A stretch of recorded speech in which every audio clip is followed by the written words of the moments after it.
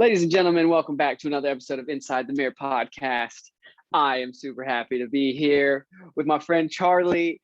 Me and Charley recorded a podcast, 2 weeks ago? I think it was 2 weeks ago.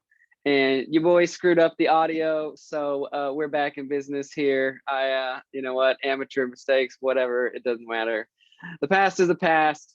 The present is here. Me and Charley are back in business. Podcast round 2. Charley, what's up, my guy? Thanks for coming back on, bro. Gang, bro.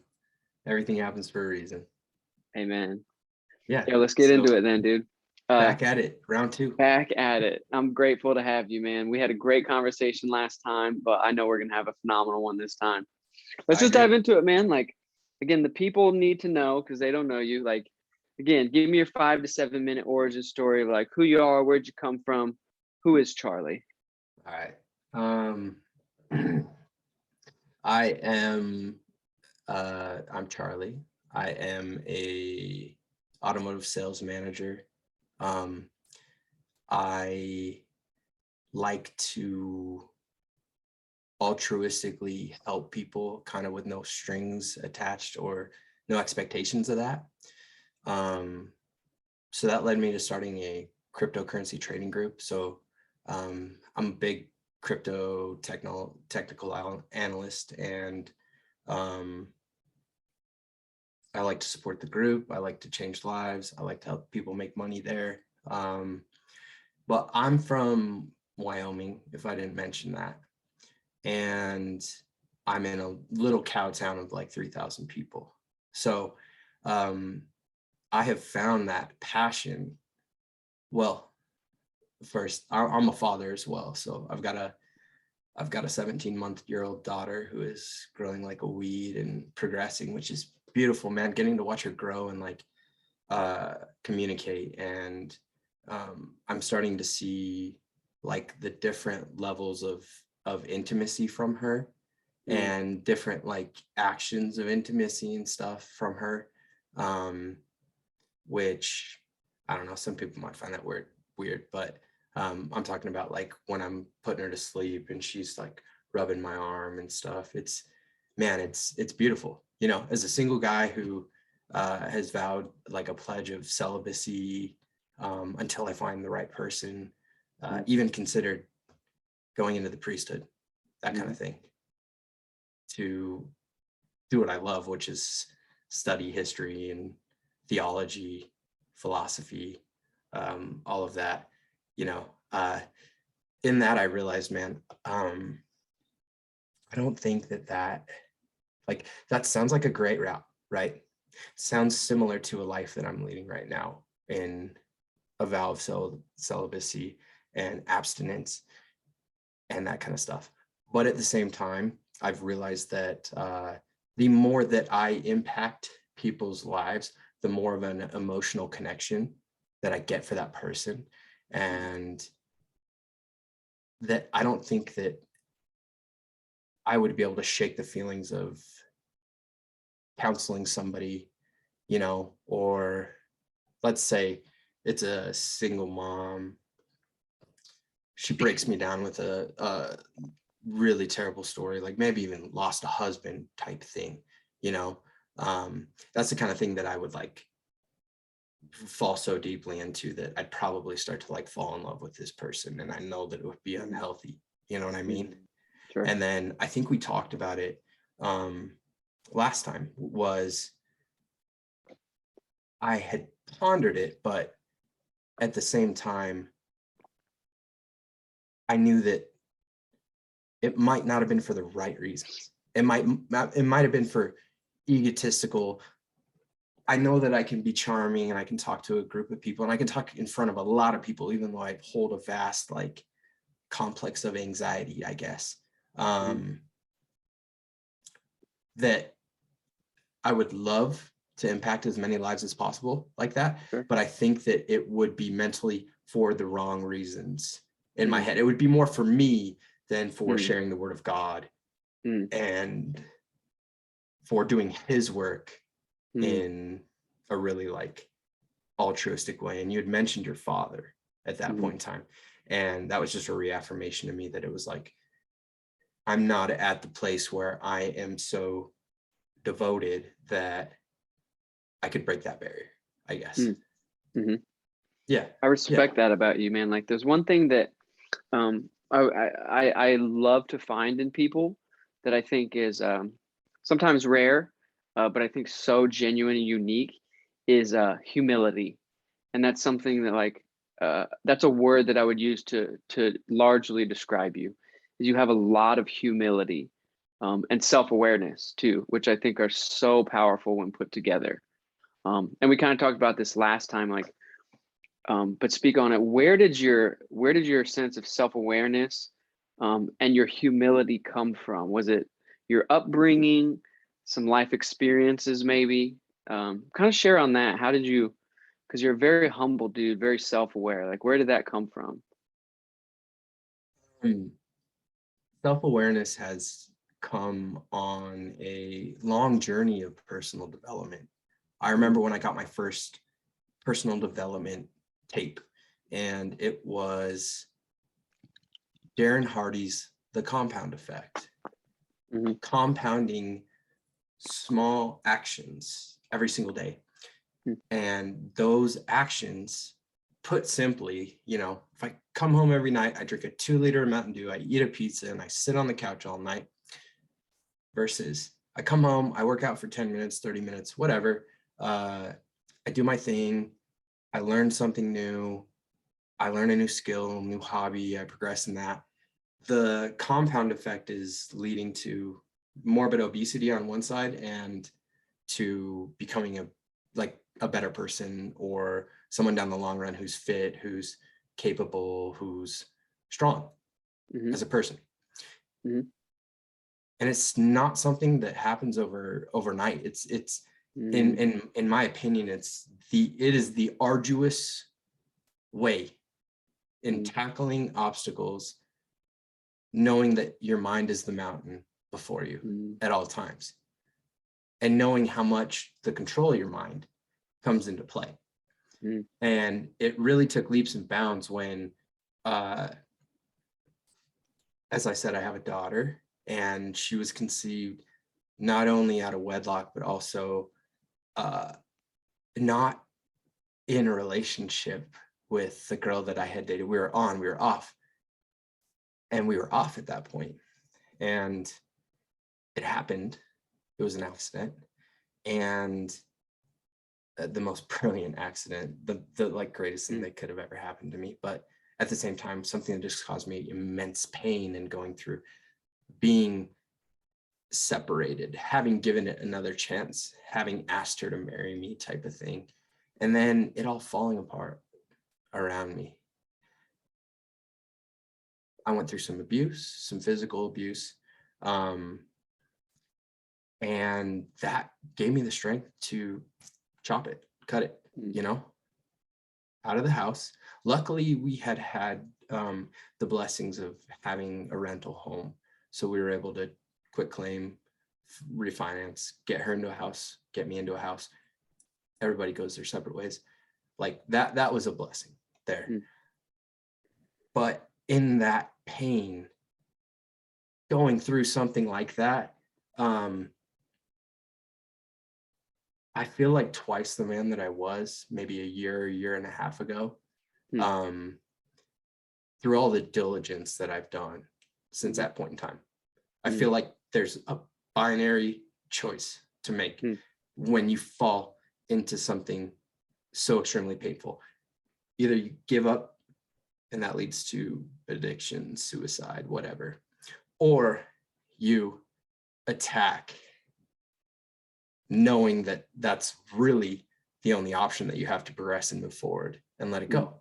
So I learned forgiveness, and I learned to forgive myself first. Through that forgiveness to myself, through constant prayer and that kind of thing, then was I able to forgive on the outside and start to see the world in a light of compassion and a light of empathy. Empathy is a very overused word, I think, and I don't think a lot of people understand its meaning, but empathy includes a lot of self-awareness, because you have to be able to hear something and internally realize how you connect or align or vibrate with what that person said, feel that emotion, and then also tactfully give your understanding of their emotion back to them, and in a positive swing where there is an angle of a silver lining in there that is going to make them at least come out of the experience thinking about it. If you plant the seed, whatever the seed is in any situation, sometimes it takes people months, sometimes it takes people a couple days, sometimes people change on the spot, but you plant the seed, it eeps. If it's on their mind enough, then it sinks into their subconscious, and that's reality for all of us. Our reality is built out of our habits and behaviors and stuff. So theology, Christianity, and then Stoicism. When I found Stoicism, that philosophy and its 4 pillars: virtue, courage, wisdom, and temperance. Those 4 things have led to me feeding myself this stuff constantly, right? And when it's conscious long enough and you have repetition long enough, then it sinks into your subconscious, and then it's your automatic behaviors. And so today, when an event like the Evergrande default in China happens, and you look at your phone and the markets are crashing every second that you are looking at it, you think to yourself, well, this is bad. A lot of people are panic selling. A lot of people are getting liquidated on their leveraged margin trades and that kind of thing. A lot of bad is happening right now. But if I zoom out, I'm really, truly blessed. I'm blessed to even be alive today. You know what I'm saying? Preach. Every beat, every breath, I am blessed to be alive. And remind myself, this is what I've been training for. Not training. This is what I've been training for right here. You know? Between the ears. Exactly, dude. So if I've been training for moments like this all the time, and I can remind myself constantly, this is what I've been training for, then I can mentally defeat it. Like I told you, it felt like my body was having a panic attack. And in my mind, I was telling myself, nut up, dude. As a leader to this group, to whatever else, you have to just tell them, look to the future. Hold on. It's part of the game we play. Yeah. Don't freak out. Bro, that's it. That's it. Because life is a game. And here's the thing, and you know this, and you said this already twice, so I wanted to double click into this. Whether it was with your ex and the situation there, or the situation today, it's all a matter of perspective. How you view it determines your reality. I literally did a podcast on this a couple weeks ago about finding the good in the bad, because bad things are going to continue coming. Like life is exactly. And you have to be able to have the right perspective, especially when tough times hit. You have to, like you said, you have to be training for those moments. So when they hit, your muscle memory, you know what to do. And it's not perfect, right? None of us are perfect. Absolutely not. Right. But, and I have a buddy who wrote a book, and this is the name of his book is called The Only Way Out is Through. And the idea being, when bad things happen, you know where I'm going with this, there's no way around it. Like you said, you're either headed this way to depression, darkness, or whatever, or you're going through it, which is where you achieve on the other side. So yeah, man, I love that you have a huge focus on positive perspective. Like, double click into that from your perspective on perspective, if that makes sense. Perspective.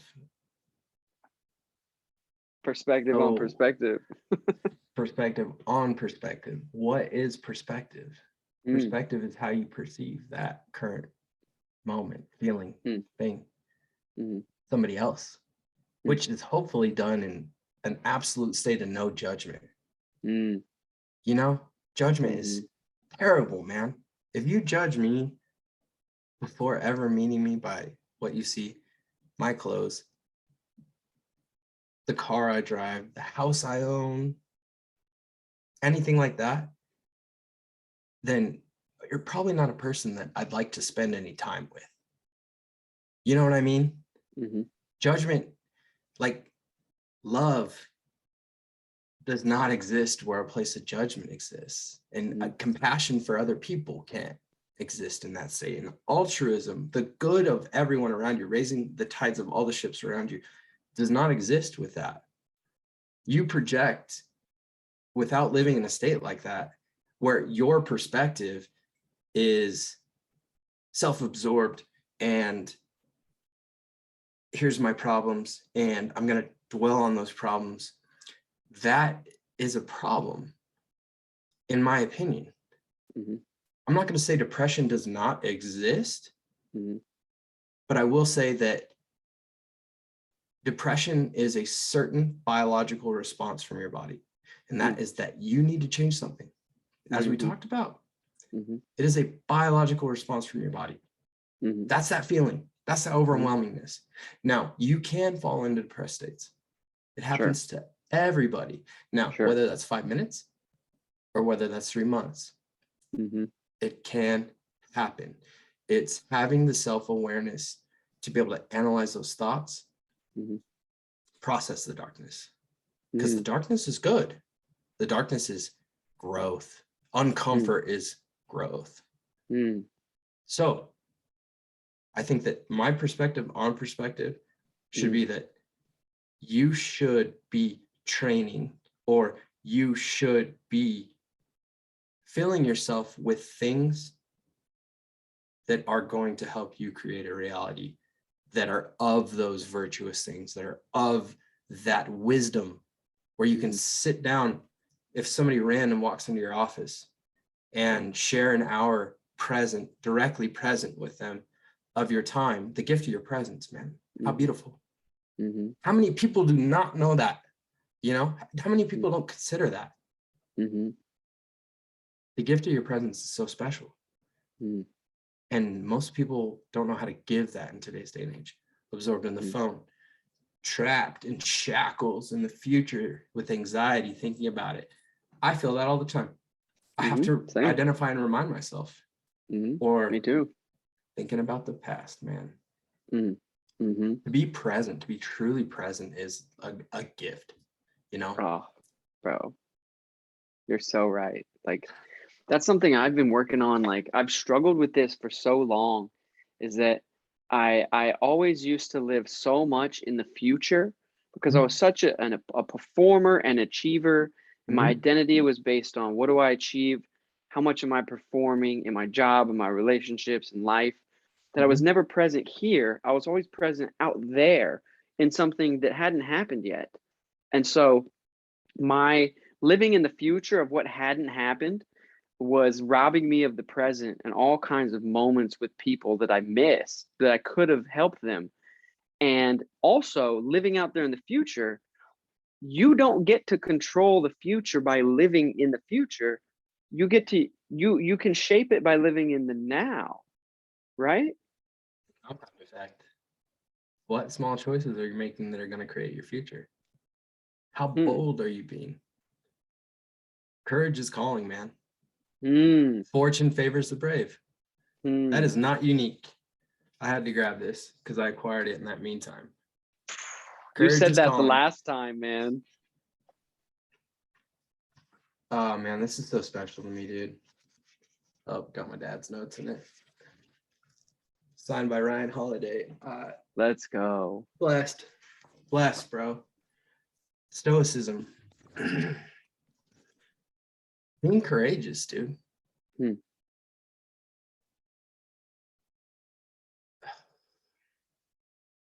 It's more than a feeling.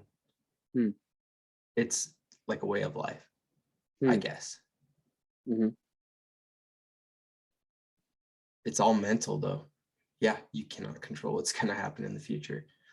All you can control is your mind.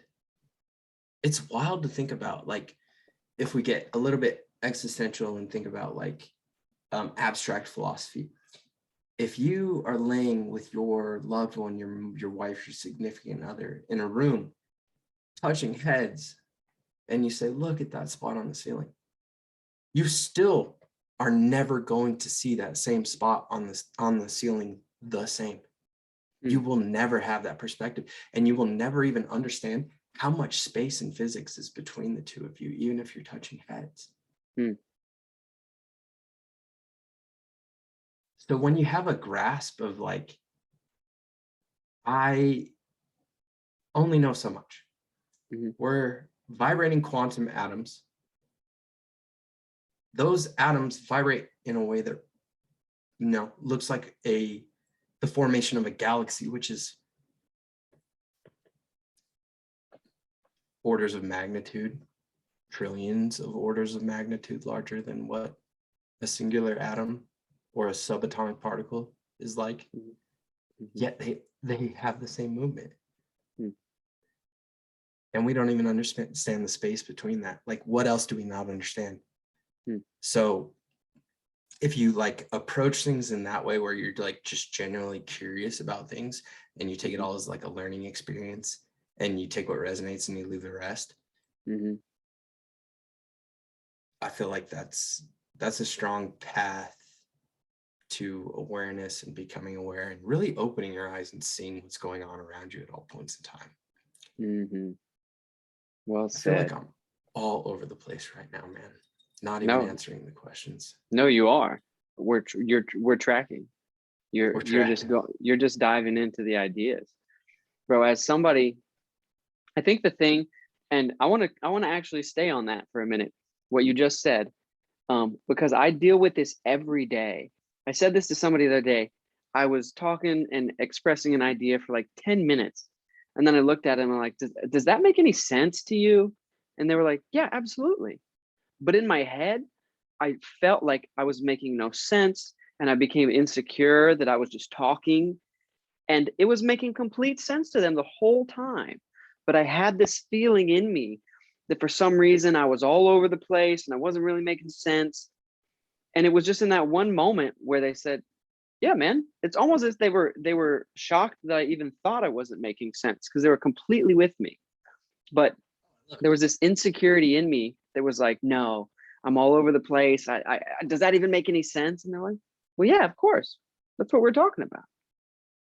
So that's interesting that you said that, because I think we're very similar in a lot of ways, that there's so much going on here. We sometimes almost feel as if others don't even understand us. Do you relate to that? Yeah. Yeah. Especially when I write. If I don't annotate my poetry, or be able to read and like talk to somebody about, oh, nice notification. If I don't like annotate my poetry, then it is completely like it's incomprehensible for a lot of people, I guess. And unfortunately, I have to do that. But yeah, the self-defeating thoughts then begin to creep in when that starts to happen more often. And then there's a question of, am I even sane for the thought forms that I put together there that seems so like cohesive to me? And then when I give it to another person, they're like, I don't know what the heck you're talking about, man. And then I'm like, well, I'm talking about this. Every line has its own paragraph to it. And they're like, oh man, that's amazing. You should publish that. You didn't get it. And you can't read an annotated poem. It just doesn't flow, you know? So like, yeah, stuff like that can give you self-doubt, man. And self-doubt is like one of the worst things that you can have. If you let that live in your mind, it's like a parasite, you know? Preach. It's like the demons, man. It's like demons with their with their claws in your shoulders. One of the best. Have you ever read Frank Peretti's This Present Darkness? Yeah, bro. I used to read all of Frank Peretti's books. Really? Yeah, I grew up on Frank Peretti. My mom used to give me all the Frank Perettis. Beautiful, man. Beautiful. Same. That is sick. That is sick. This is the first time I've actually ever been able to connect with anybody outside of my dad on anything like this. Okay, really? So in This Present Darkness, the main character enters that church, right? Yeah. And he can see into the other realm, and he can Yeah. see all the demons, and he sees all the patrons of the church, and he sees one to a cloud of like hovering vultures or birds around the people. And the deeper that the person is under the influence of the demon, the deeper that their claws are in the shoulder. You know, demons, they're parasitic, man. And I don't know, I've had too many experiences in my life where I've felt the presence of demons. I have heard words that seem to me like a demon is literally speaking out of somebody. To me, I've had dreams of being possessed. I've had way too many experiences with that kind of stuff. I love where I'm at now, where it's like, nah, I don't know if this is healthy. And it's the same thing with stoicism, bearing emotions, bearing emotions, bearing emotions, bearing emotions. And is that going to eat and then leak out of me in some other point of my life where it's going to come out in a healthy way? Because that's really the basis of stoicism. Banishing it, telling it to F off, go away. I woke up the other night to stop at the top of my flight of stairs. And I start feeling around because I'm like, that was enough to wake me up. Where's my cat? Okay, he's right next to me. That shouldn't have happened. And then in Padre Pio style, the guy who carried the wounds of Christ, the stigmata, the holes, and the thorn marks, and the wound of Christ in his from the cross. In Padre Pio style, it's like roll over and be like, oh, it's just you. Go away. You know what I'm saying? Remember that. I now know that story now that you said that part. Yeah. Yeah. Just no big deal. Well, you can't give it fear. Yeah. Same thing with self-defeating thoughts. You cannot give it the supply. Ooh, that's so good. Like a narcissist, right? You got to cut that thing off. Because the more supply you give it, the inch becomes the handful, becomes the mile. And they're going to keep coming back for more. And then they're going to keep you under their spell. And they're going to keep you in that place of oppression, under their fingertips, smashing you down more and more, because that's what gives them the power. Now, when you cut the power off, cut the supply off, they're going to try even harder. They're going to come even harder at you. But yeah, man, the mental is the first step to beginning the rest of your life, in my opinion. I agree, bro. It's like this makes me think of several things, like where in the Bible, because you and I both have a love and I think a respect for the Bible. Oh yeah. The Bible talks about capturing your thoughts and taking every thought captive, right? And that's literally just a mental exercise of becoming aware of your thoughts and capturing the ones that are not supposed to be there. Or even the idea of resisting the devil, right? You know that passage of resist the devil. That's kind of what you're talking about, is that you have to take control and realize that you are not just a weak, inferior being that has no power. You have the ability to take control of these thoughts, to resist evil forces when you feel them, to press into the good, the light, the positive, the truth. But we are so stuck in this, I don't even know what to call it, the matrix, or like this world that we live in that tells us this is just, we kind of talked about this last time, this is just how everything is. And you really just have to live within the confines of society and structure. And how everything is set up, and you really don't have that much control or power or anything. And we have it so backwards, don't we? It's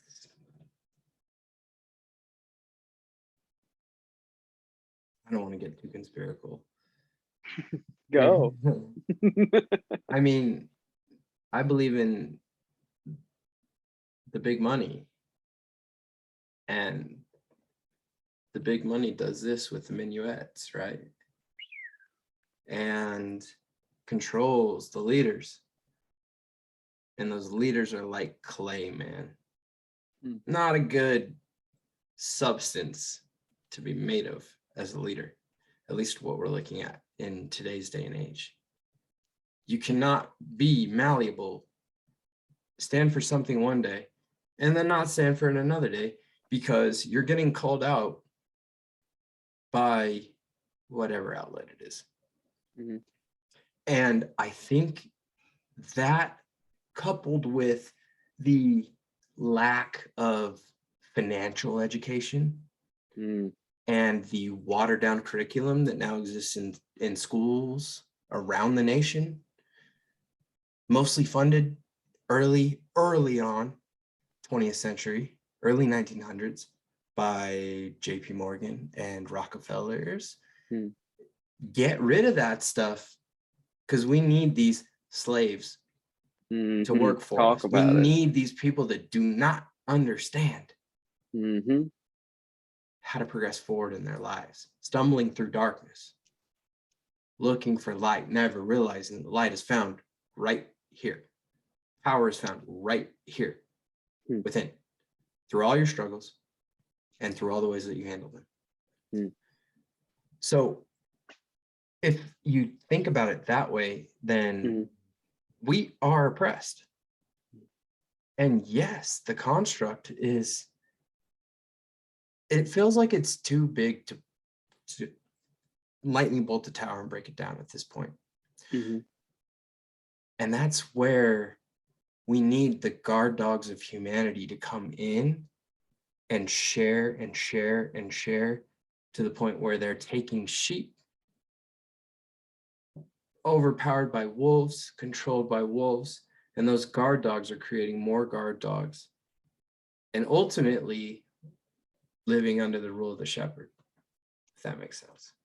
Bro, you're preaching. Oh, you just hit it on the head. And that leads me directly to what I want to say next, of in this world where we need people who are willing to go against the grain and say, I don't care about the constructs, I don't care about the messaging and the media and anything. I care about people, and I want to be a sheepdog, as you said. I love that. Is that what you said? The sheepdog? That's so good. Guard dog. The guard dog. I love that. In a world full of sheep and wolves, be the guard dog. And protect, you're someone, those sheep. You still have traits of the wolf, but that doesn't mean that you use them for stepping on others or evil purposes. Let's go. To achieve what you want for any means that is necessary, if that makes sense. Oh, it makes perfect sense. Cool. That's why I was going to say, again, to keep going into that thought, as we talked about last time, you have taken that responsibility and executed in your own life, by the way that I know that you lead these kids that you coach in youth athletics, but you don't just coach them, man. But you don't just coach them as athletes. You take them under your wing as young men, as humans, yes. And you develop them. And that, I think, to credit you, is being a guard dog of these lives. They're important, man. Whether they're the worst kid on the team or whether they're the best kid on the team. You know, the best kids on the team, I might pull aside and be like, look, I need you to be a leader. I don't care if you're 8. I don't care if you're 12. I need you to be a leader. I need you to hear what I say and tell your friends that. Tell your teammates that. And then I think I told this. I sat them down during one of the practices, and I said, guys, let me tell you one of the secrets of life, one of the most powerful secrets of life that most people don't learn, or most people learn too late. Mm. And as I'm saying this, I'm watching he won't be watching, a bum 6-year-old coach working at Safeway walk away. Mm. And I'm watching the other, even older coach walk away to leave me with these kids. I don't know if it's because they were like, good God, this guy's preaching, or they just wanted to give me the time with the kids. Mm-hmm. Look to the positive, maybe, I don't know. But I told those kids, look, you do not have control over the mistakes, the errors, over who hits what. You don't have the control over what anybody else is doing. Mm-hmm. When you're here, I need you guys to be so mentally focused in, because you have responsibilities, and there's not a lot of those responsibilities. If you're out in the field, all you have to do is pay attention and know where you're going with the ball when to hit to you, right? Mm-hmm. But the secret of life is that you can only control yourself. Therefore, you have to stay positive and encourage everybody else around you as you go along, right? Mm-hmm. If you strike out, you're going to get 1,000 more at bats in your career if you choose to continue on. Do not come back to the dugout, throwing your helmet, throwing your bat, crying. It's not acceptable. Hmm. If you make an error, it is okay. We got to get hyped enough when we get back into the dugout and it's time to hit that we're going to go around and bring in that energy to those kids. We went 2 wins in a season of like 15 games. Mm-hmm. Started the playoffs. Guess where we ended up? Mm-hmm. We ended up in the championship game. Let's go. It was at a point where I stopped caring really about my role as the third coach, the guy who they brought in as a random. And I started giving all the passion and energy, all the energy for those kids. Mm-hmm. That we beat the 2 best teams right in a row and took it to the championship game. Though we lost that, doesn't matter. But when I coached All-Stars, man, 3 of my kids made it.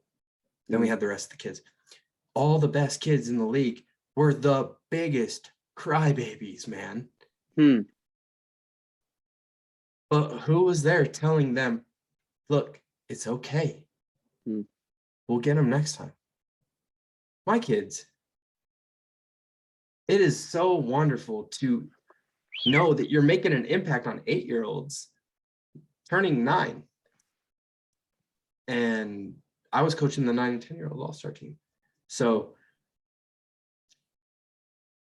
not only for the love of the game, for the fact that I can step on the field, forget everything else around me. It's kind of like vacation, man. It's kind of like getting on the beach. You know what I'm saying? I don't know if you feel like the beach is the ultimate, like, safe place. Do you? For me, it's not the beach. For me, it's the mountains. The mountains. That's where everything melts away. 100%. And you can just be there. 100%. Cool. Excellent. Everybody needs to identify that space. Definitely. And then actively seek that space out. But both of us, as high neurotic minds, a lot of energy going up in here. Sometimes very hard to control, but a lot of energy going on up in here that you have to keep track of, and you have to calm down sometimes, you know. For me, it's a constant balance pursuit in temperance, moderation of, look, I got to know what's going on here. I got to know what's going on here. yeah, I got to work this hard to the point where my teeth hurt because I've been clenching that hard all day, to I really got to chill out right now and balance this stuff. And I wear reminders and stuff. I don't take this off to shower, not the watch. Fuck. Screw the watch.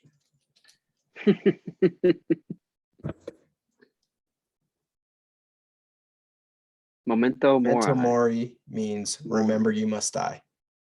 You could leave life at any time. Now let that help you make the decisions on how you're going to live your life right now. You could leave life at any time. You could walk outside and get hit by a bus. Now, how virtuous and how strong of a life can you live, knowing that you could literally leave it at any second? Life is so fleeting. Thoughts are so fleeting. Happiness is so fleeting. You got to seek it. You got to seek it at all times. So pondering my mortality, this doesn't come off for a shower, doesn't come off for bedtime. All the time, this stays on my wrist. It is the powerful ultimate reminder. Your whiteboard behind you looks like my whiteboard, full. At the same time, that is full of things where I can turn around and be like, excellent. I really need to chill out right now. Because it is not worth the mental anguish that, man, I'm talking to a beautiful woman right now, a writer, which I love, man. I love that. She contacted me because of Stoicism,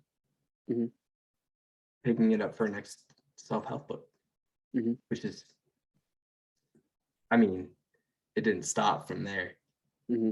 Sure. You know, I was contacted by her and we were talking about that exact thing today.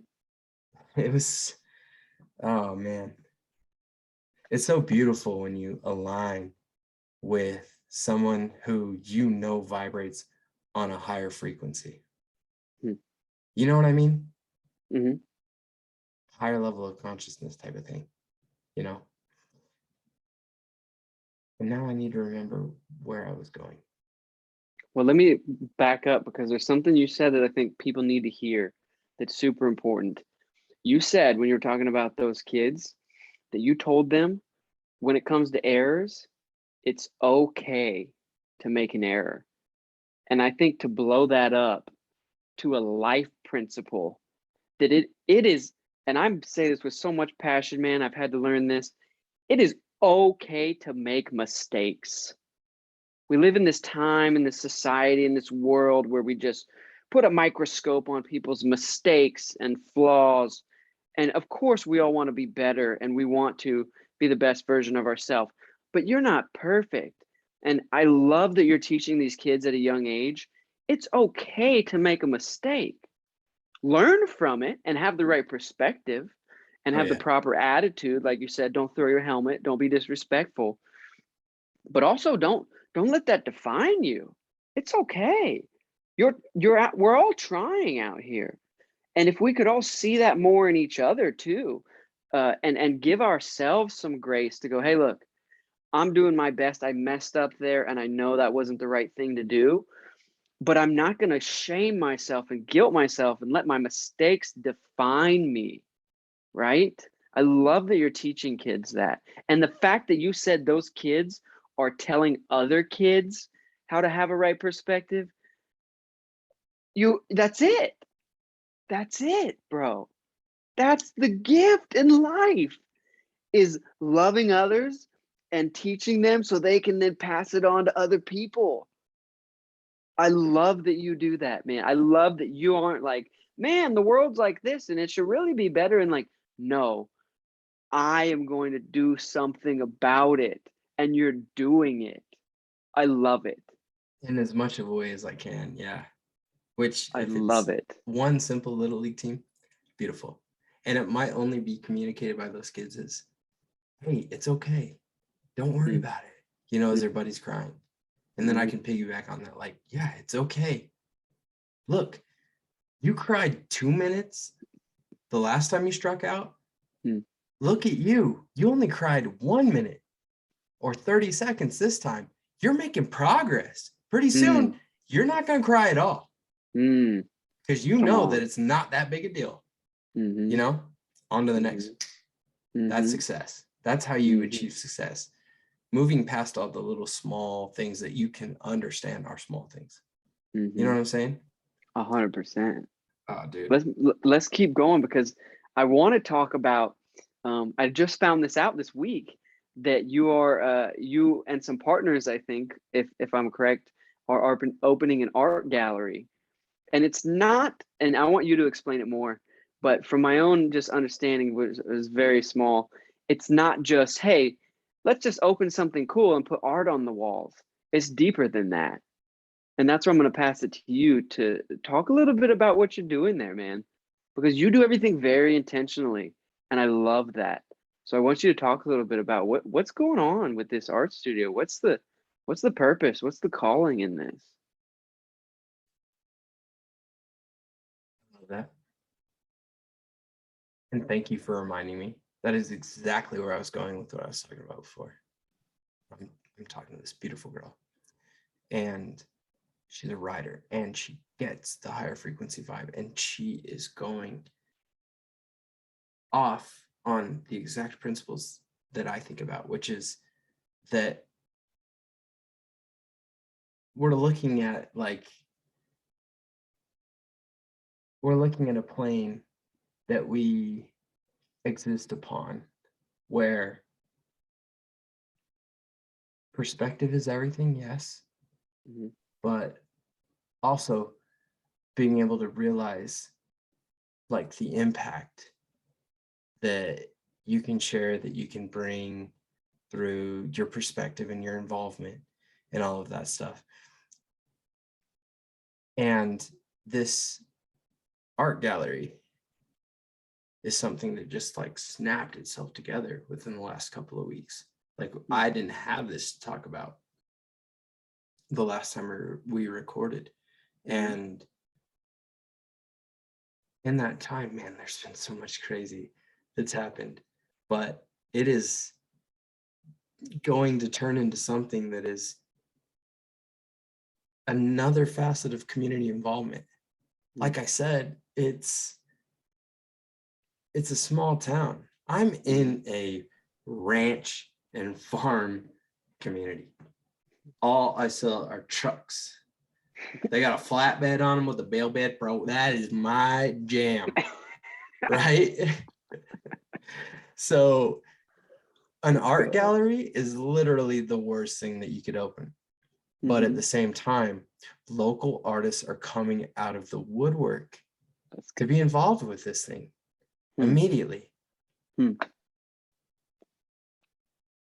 We're going through the historical society and the library, and we're going to be able to feature somebody who for like almost a century lived here and literally sat around and painted.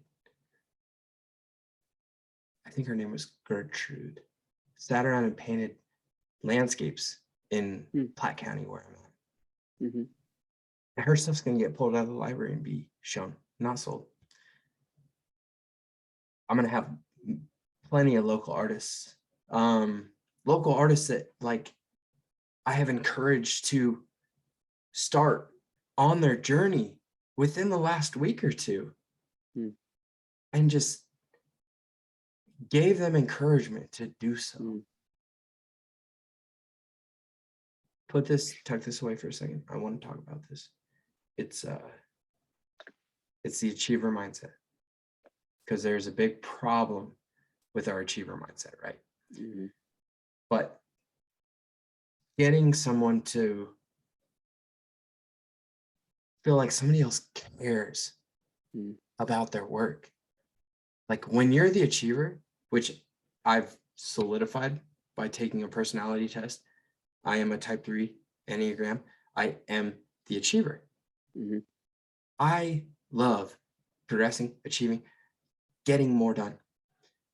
But at the same time, my greatest fault, or the thing that hurts me the most, is having no value to anybody, or the perception of no value to anybody. And I'll go back to the demon statement out of somebody else.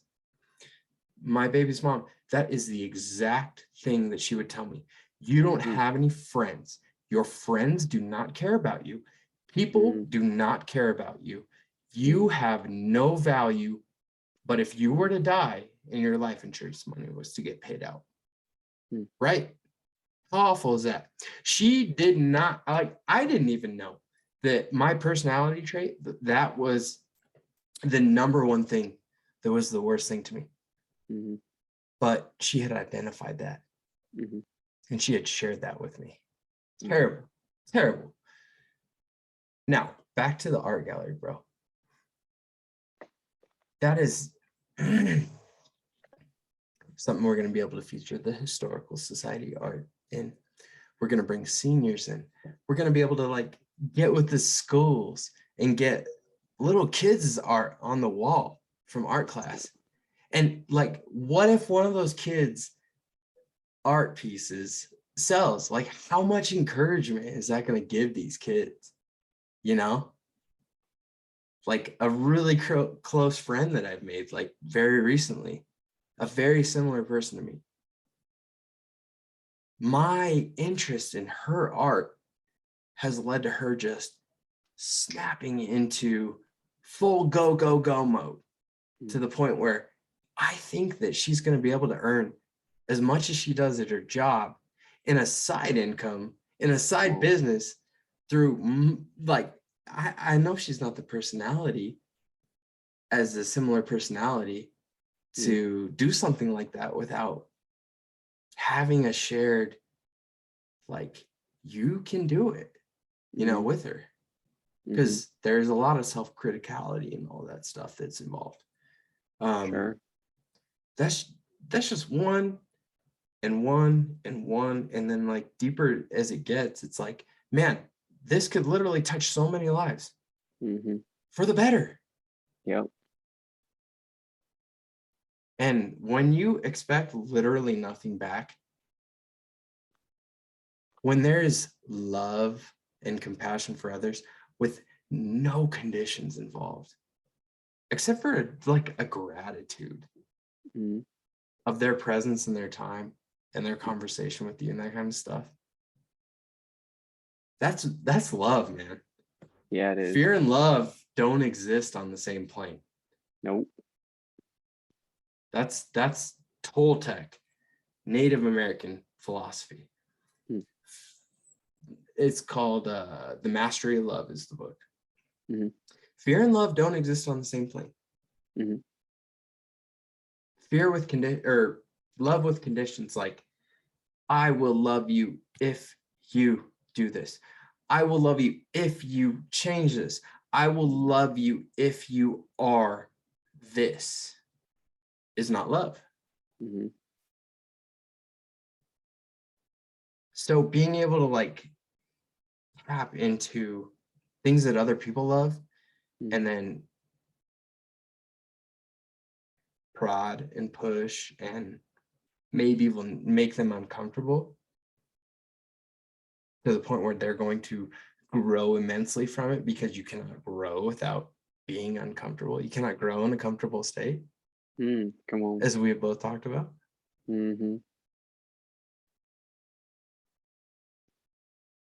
That's fulfillment. I do not get fulfilled when I sign somebody on the dotted line. I get fulfilled by doing something like this. I get fulfilled by changing a life, touching a life. Changing a life is the ultimate. Just touching a life. And then I get feedback, you know, from art to, holy cow, thank you for being there for me, to, my family's on Medicare, man. I can't keep more than $2,000 in my account. You know what? You got a lot of cash stash because of that? Let's get it in the market. Holy cow. my measly amount that I invested is now 10x. Mm-hmm. And all it took was me handing you the cash and you arbitrating and sending me to my wallet my first bit of investment, you know? Mm-hmm. And then I go deposit and I put it right back into investments myself, you know? Mm-hmm. That has changed lives, dude. Sure. Kids have made, like, in my I'm getting not very humble right now. I'm just excited. I'm pumped, man, because Yeah. Yeah. the fulfillment in my life, the passion in my life, Mm-hmm. I have dialed into how many lives can I touch Mm-hmm. and how much good feedback can I get? Because ultimately, at the end of the day, that's what the ultimate value is to my Yeah. life. Yeah. Bro, you said Love. something way earlier that I think I like how our conversations both times have been cyclical. Like we've said things earlier that have come back around. It's this congruent, this flow of conversation. Because you said at the very beginning, you were talking about planting seeds, planting seeds. And then right now, that's just what you were talking about again, bro. Planting seeds, encouraging people, prodding people, helping people with their money, just planting seeds, not taking control of their life and fully saying, I'm going to fix you, just planting seeds. Hey, you can make some money. Hey, your art is worth something. Hey, you have talent. Hey, you can have a better attitude. Just planting seeds. Something I was talking to about this guy with this guy the other night at a church group was um, all you can do in life is plant seeds because think about it like this, and you know this, when you plant a seed, a physical seed in the earth, you don't have any control what happens underneath the ground. You don't. You've planted it and buried it there. You can water it and try to help it grow, but whatever happens underneath there is not under your control. Your job is to plant the seed and water it. And that's just what you're doing in life. Is planting seeds in these people and encouraging them and watering it and watering it. You can't control whether or not they want that seed to grow. But when you water it, it's almost impossible for that thing not to start sprouting. You know what I'm saying? Yeah. Yeah. In the right circumstance. Right. Definitely. That's beautiful, man. Mm, That is an encapsulating summary mm, of how much importance it is to be able to share your wisdom. Think about how I do not want you at all to fully accept everything that I say to you. I want you to discern it yourself. mm-hmm, But if anything seeps and changes, and then you grow at all from the experience or from anything. Like if I talk to you for a week or something like that, and then you pick up on flow, you pick up on game, you pick up on witty, you pick up on confidence, assertiveness, that kind of stuff. Like I'm pleased. mm, I don't even have to mention it. When I see it, I'm stoked about it. You mm-hmm, know what I'm saying? I mm-hmm. love watching people come out of their shell and that kind of thing. And just like being a part of it is special, you Mhm, know? mhm, People deserve that, man. mm. Come on. I know a lot of that fortitude when somebody finds it within themselves. That's ultimate. That Mhm, is strength. That for is sure. lasting strength.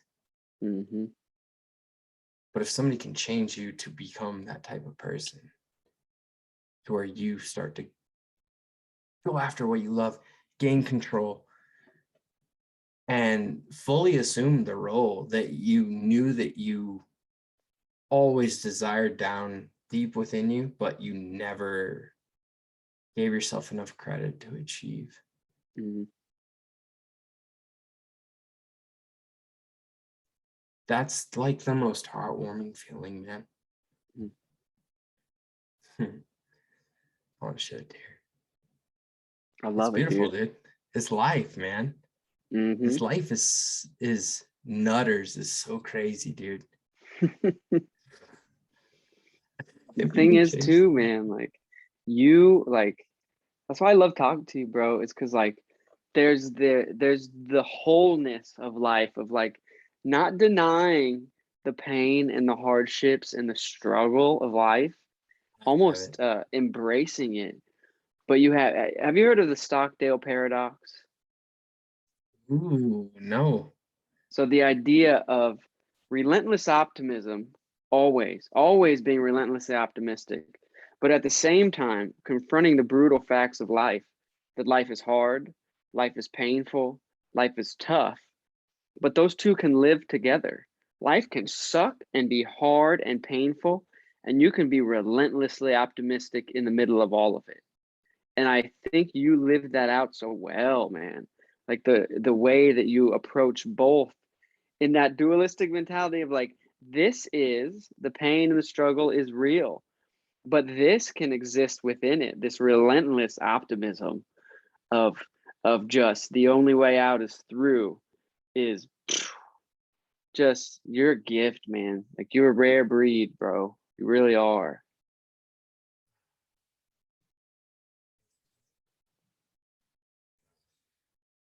I would like to find his name because I was listening to something exactly like that last night.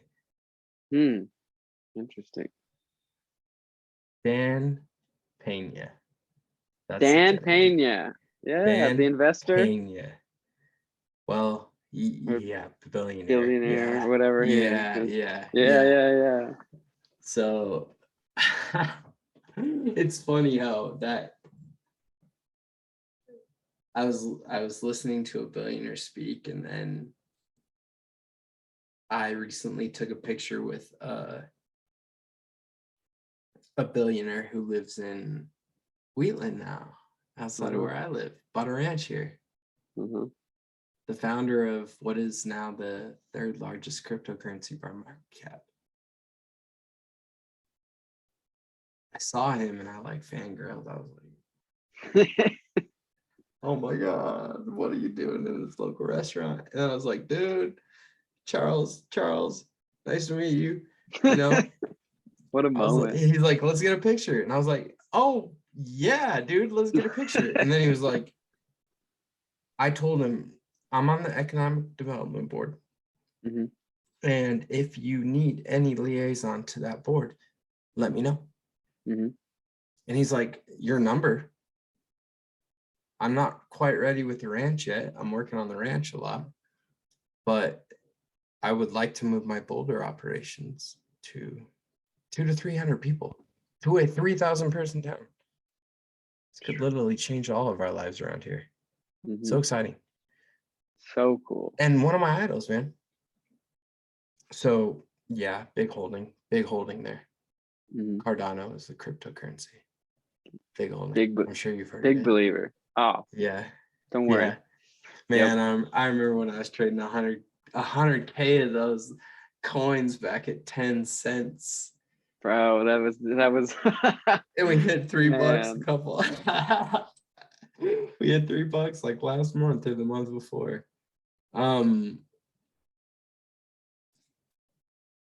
That was a really nice moment, man. That was a really nice moment, like as far as local stuff goes. But that Hmm. Dan Pena speech, where Hmm. you're talking about relentless optimism, he's like yelling on stage, you can't kill me. Hmm. You can't fucking kill me. Hmm. It is not going to happen. Hmm. You can't kill my spirit. Attack it all you want. And I was like, man, that alone feels like semi-toxic to me. Hmm. Like, how can you live your life in such a abrasive, overt, like confidence to everything? But I was like, Hmm. at the same time, you could literally achieve anything with that mentality. Hmm. And it is a mentality. It is a perspective. He didn't start there. Nope. The dude just literally has no fear. How do we get there? Persistence. Brick by brick, right? Persistence. One brick at a time. It's like you were saying earlier, like I can come home and eat a pizza and sit on the couch, and that leads to one result. Or I can work out and I can read a book, and that leads to another result. But it's over time, right? Like you won't become obese in a night, and you won't become fit and healthy and well developed in a night. Just like you can't achieve a mindset like that overnight. I think people get so consumed with the, oh my goodness, that's going to take so long, it's going to be so hard. Here's the thing. No, it's not. If you just shrink it down into, I just have to do one thing today. That's what I learned through sobriety. Is it was so overwhelming to be like, I can never drink or do drugs again. That's a consuming thought. It induces fear in a lot of people of the impossibility. Oh yeah. And then But you just want to tell yourself, no, I'll do you again. I'll do you again later. Don't worry about it, type of thing. Yeah. But if you just do one day at a time, I just have to not drink or do drugs for 24 hours or 1 hour. Well, that's achievable. Brick by brick. Right. I like the breakdown aspect of it. Definitely. Because it does make it feel more achievable. Whatever you said it. Accomplish. You said it. We can literally accomplish anything. You said it. If we set our minds to it. If we have the resiliency here to focus on so much. Yes, what you think about, you bring about. Now, if you can align your thought and you can align your feeling as if, I'm not going to talk about manifestation or the law of attraction, but if you can align your thoughts to the feeling of I will do this. That was a big point that we talked about in the first podcast. The power of telling yourself, I am. Just like Moses heard from God in the burning bush parable. I am what I am. I am blank. I am a magnet for abundance. I am capable of achieving this.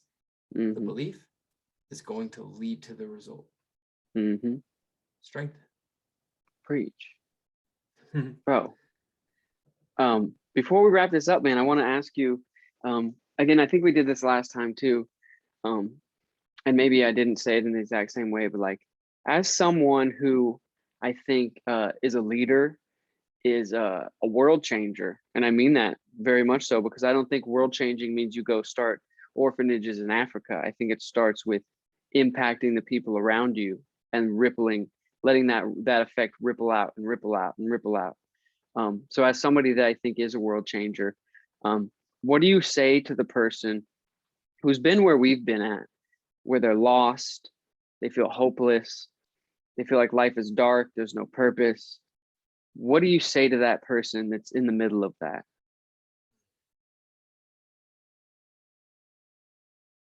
Love that question.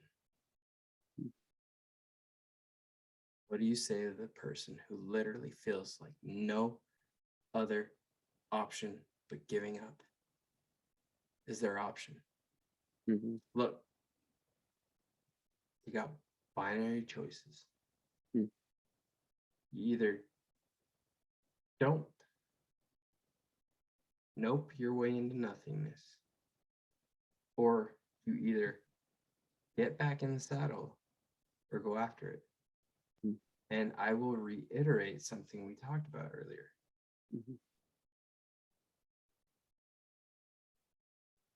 It is a biological response in your body when you feel that way, that you have to change something.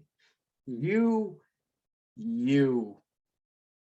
because not a single person is going to identify, empathize, or realize what you are feeling. They will never feel what you're feeling. And they're not going to Hands might reach for you, but the strength of the pull is never going to come from anywhere but within you. You have to, 1, identify. 2, you have to change that.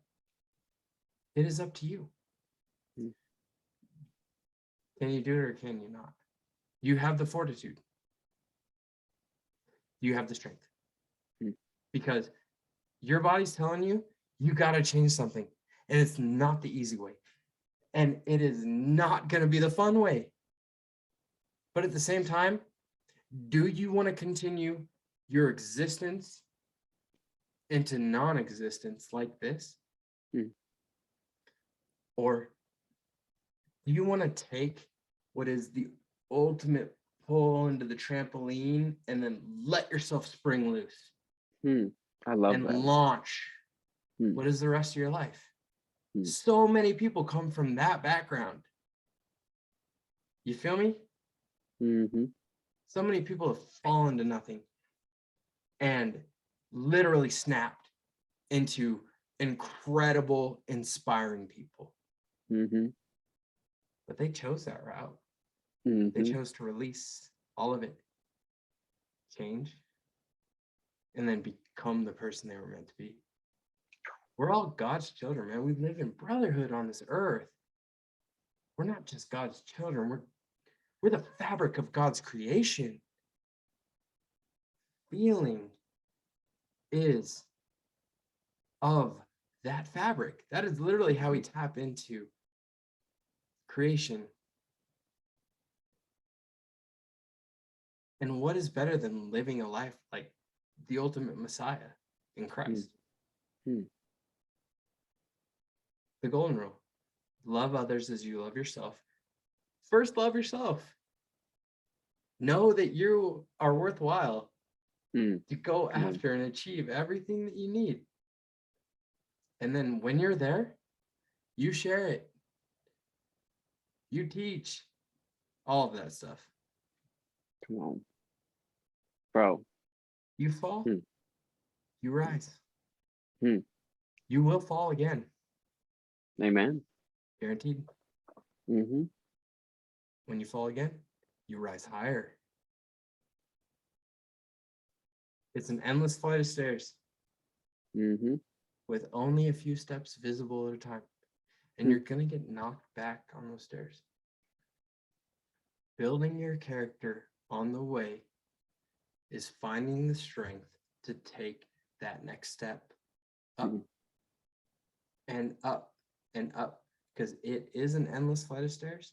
You are never going to be perfect, but you should be looking up and trying to transcend at all times, which means that you have to be a person of the caliber to do so. So let's get started today. Okay? Let's go, bro. I love it. I love it. I love how you said that. And I love that you said it's a choice. We all have the choice to be great. And we all have the capability to be great. But we have to make the choice.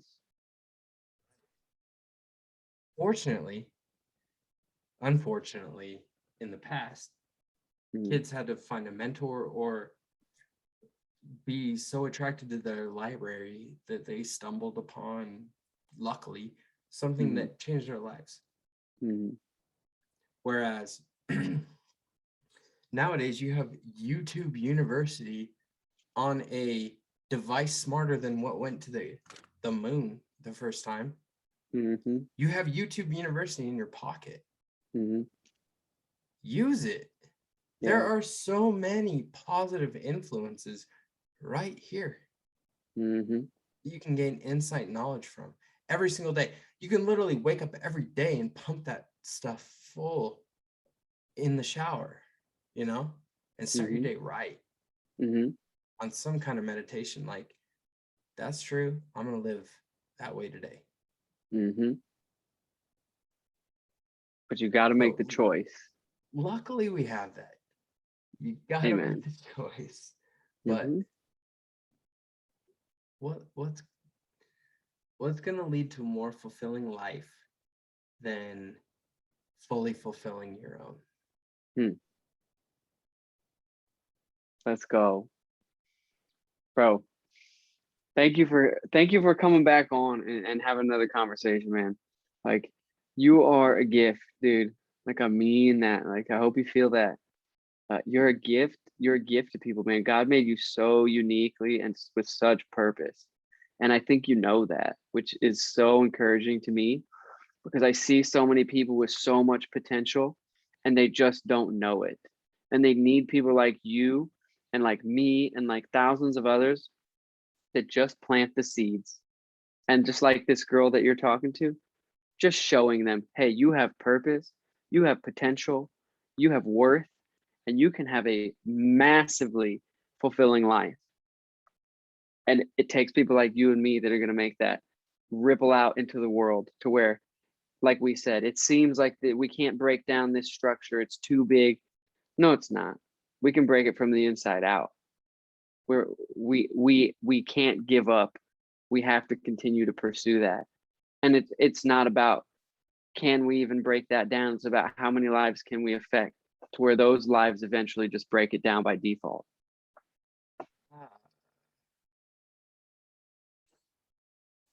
Cha, Nailed it. bro. Thank you so much again for coming on though. I really appreciate your time. Like I really appreciate your heart. Like it means a lot to me. This is the I was gonna say this is the first of many, but this is the second of many, technically. But this is not the last. I do. Anytime. You let me know. Thank you so much, man. I appreciate you so much. Yeah. Ladies and gentlemen, this is my friend Charlie. This has been another episode of Inside the Mirror podcast. I hope something we said was helpful, impactful. And just like Charlie said, you have worth and you have to make the choice. And if you do that, you will see results. So until next time. Subscribe, hit like, share this shit around, man. No Preach. play. Preach. Let's Blow go. it up. Let's go. Let's go. Inside the Mirror podcast. We'll be back next week with another episode. I'm geeked. My friend, let's talk soon. Just love my brother. Appreciate you, my guy. We'll talk to you soon.